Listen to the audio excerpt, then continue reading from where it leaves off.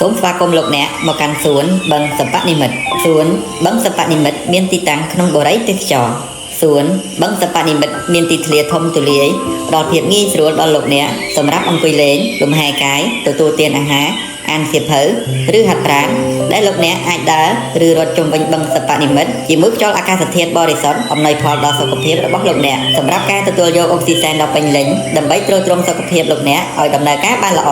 បងសម្រាប់អង្គុយលេងជាច្រើនបានរៀបចំរួចជាស្រេចដែលមានហូរហែទៅតាមដងវិថីជុំវិញសួនបឹងសបនិមិត្តភាពស្រស់ស្អាតជាមួយការតុបតែងយ៉ាងប្រណិតភាពជាមួយធម្មជាតិពណ៌បៃតងស្រស់នារដូវរំហើយគឺពិតជាបានធ្វើឲ្យលោកអ្នកបានធូរស្បើយនូវភាពតានតឹងក្នុងអារម្មណ៍យ៉ាងពិតប្រាកដ